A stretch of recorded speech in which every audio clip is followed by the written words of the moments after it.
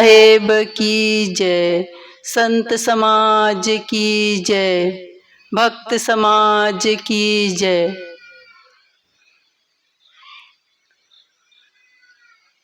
प्रातः स्मरणीय सद्गुरुदेव जी, मंचासीन संत समाज, सत्संग प्रेमी सज्जनों एवं श्रद्धामयी माताओं, मेरे लिए भी साहेब जी की ओर से आज्ञा हुई है, सो आज्ञा पालनार्थ कुछ विचार रखने का प्रयास कर रही हूँ। सद्गुरु कबीर साहेब की एक साखी है, जो तू साचा बाणिया साची हाट लगाओ, अंतर झारू देई के कूरा दूरी बहाओ। तो इस साखी पर कुछ विचार रखते हैं। सद्गुरु कबीर साहब कहते हैं कि हे मनुष्यों, तुम सत्य के व्यापारी बनो।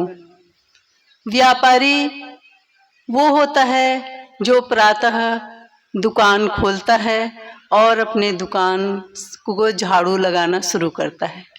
वह झाड़ू लगाते हुए दुकान की सफाई करता है और सारे कचरे को दूर फेंक देता है। उसके बाद वह सामान अपना लगाता है और फिर वह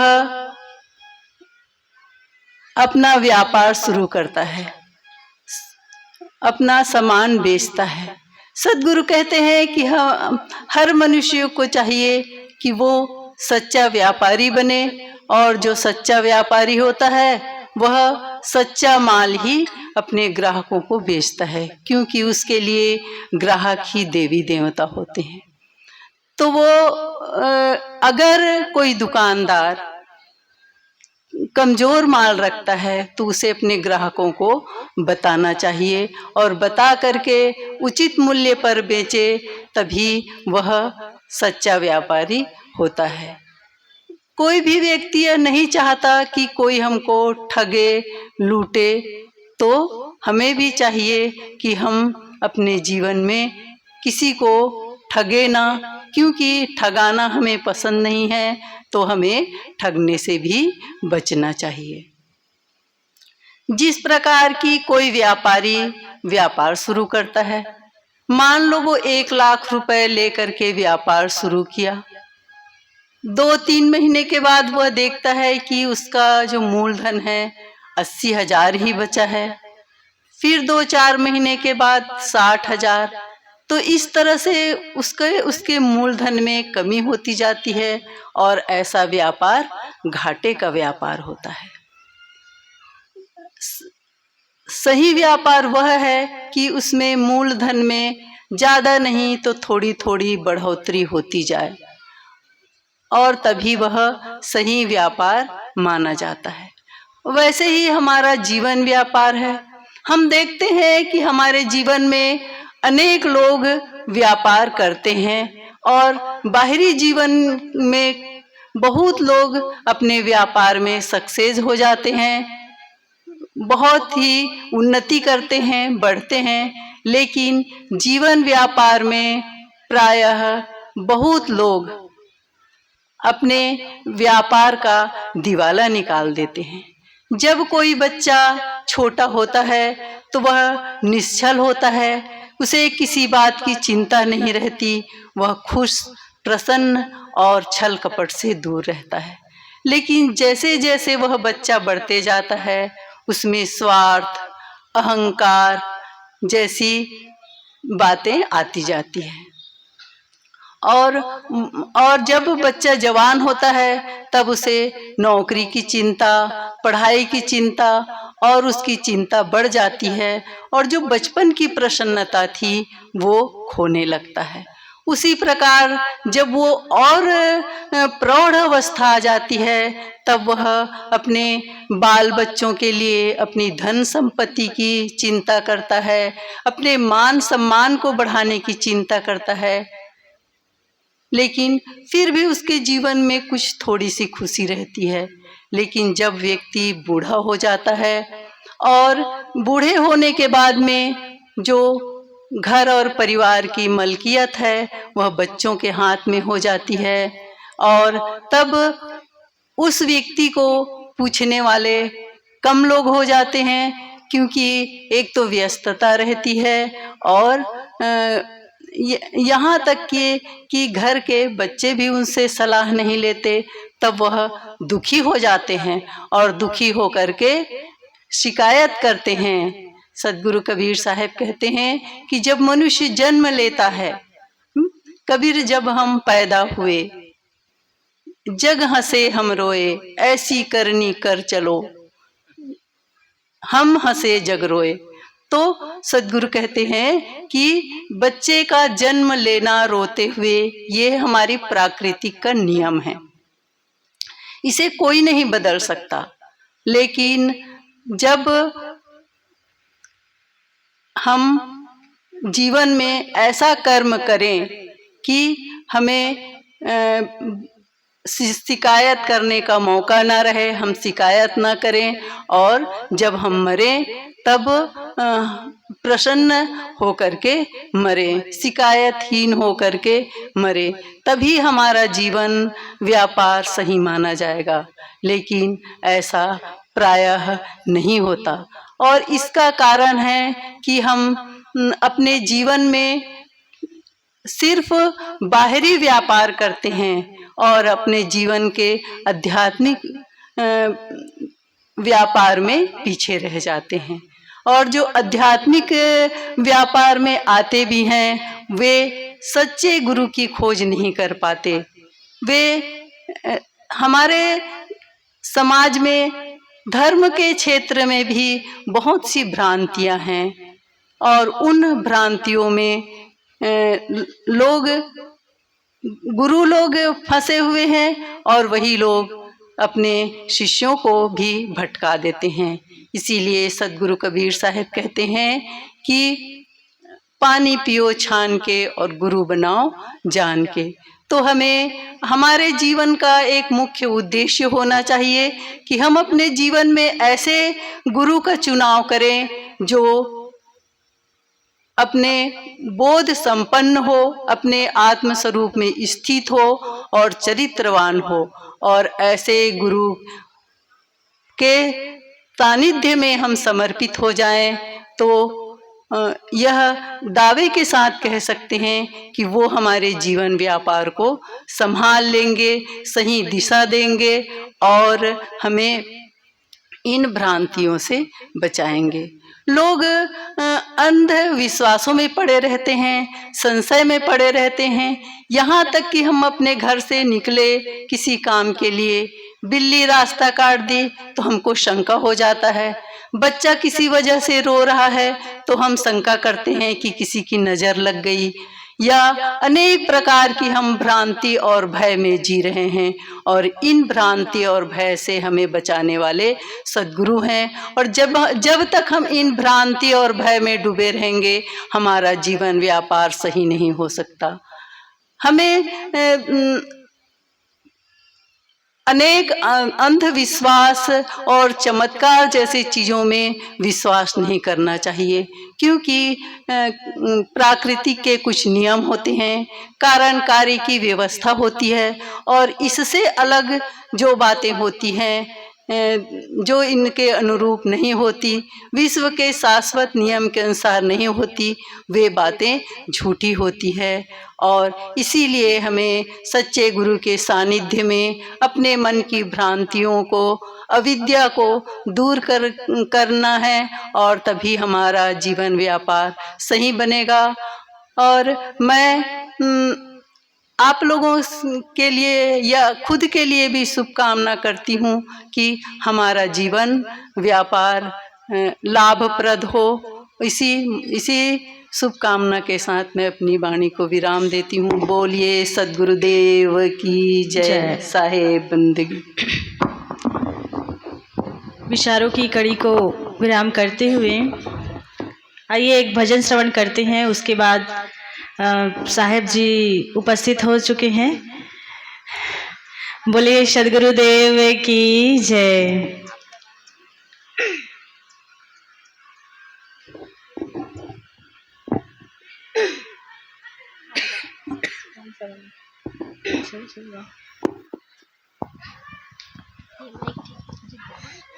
बोलिए सदगुरु कबीर साहिब की जय, संत समाज की जय, भक्त समाज की जय। परम पूज्य गुरुदेव जी, अर्चनीय वंदनीय संत समाज, सत्संग प्रेमी भक्त सज्जनों, ममतामयी माताओं, साहिब जी द्वारा मेरे लिए भी आज्ञा हुई है, सो आज्ञा पालन हेतु एक छोटा सा पद प्रस्तुत है।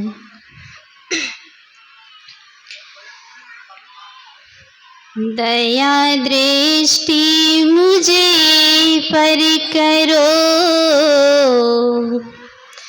हे करुणा के धाम, निस्दिन में सुमिरन करूं,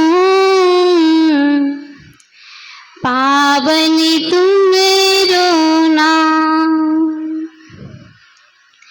जब लग सद्गुरु ना मिले, शुद्ध हृदय ना हो, तब लगे दुख छोटे नहीं,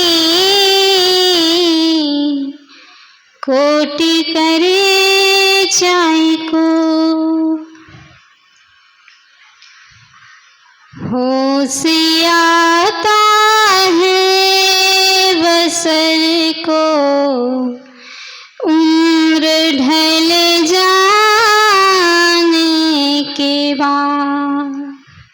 होश आता है बसर को, उम्र ढल जाने के बाद।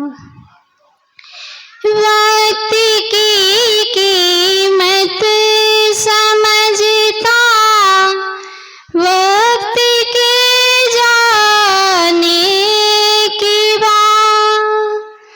वक्त की कीमत समझता, वक्त के जाने के बाद।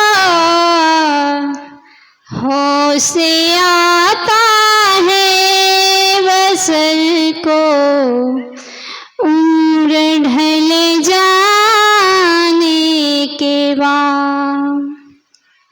होश आता है बसर को, उम्र ढल जाने के बाद। जब बदलने का समय था, तभी तो तू बदला नहीं। जब बदलने का समय था, तभी तो तू बदला नहीं।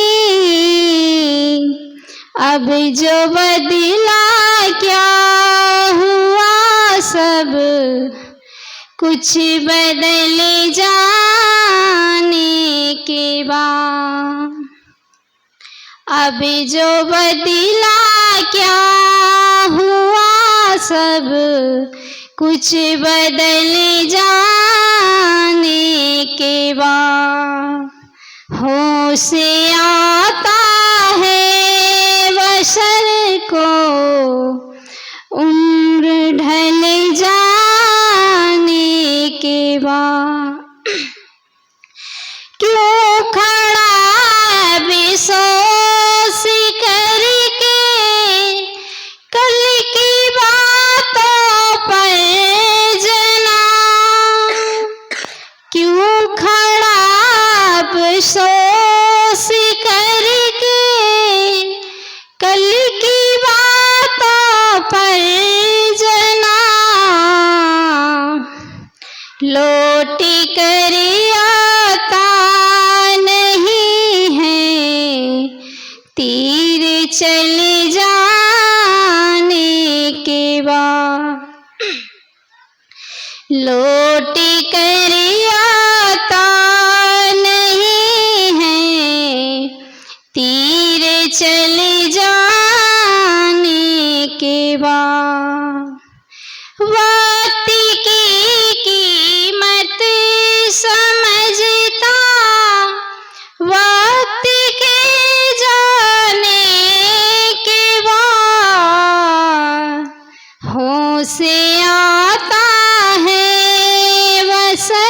को उम्र ढल जाने के बाद। आज तो बेमौल तुझको दे रहे सब दाद हैं। आज तो बेमौल तुझको दे रहे सब दाद हैं। लोग जाने क्या कहेंगे कल तेरे जाने के बाद। लोग जाने क्या कहेंगे कल तेरे जाने के बाद। होश आता है बशर को उम्र ढल जाने के बाद। आने से पहले मुसाफिरे राहों में उलझा रहा। आने से पहले मुसाफिरे राहों में उलझा रहा। लौटा फिर मायूस हो करे गाड़ी निकल जाने के बाद। लौटा फिर मायूस हो करे गाड़ी निकल जाने के बाद। होश आता है बशर को उम्र ढल जाने के बाद। वक्त की कीमत समझता वक्त के जाने के बाद। होश आता है बशर को उम्र ढल जाने के बाद। उम्र ढल जाने के बाद। बोलिए सद्गुरुदेव की जय। बहुत सुंदर भजन श्रवण किए। अब मैं यह माइक परम पूज्य श्री साहेब जी को समर्पित करती हूँ। बोलिए सद्गुरुदेव की जय।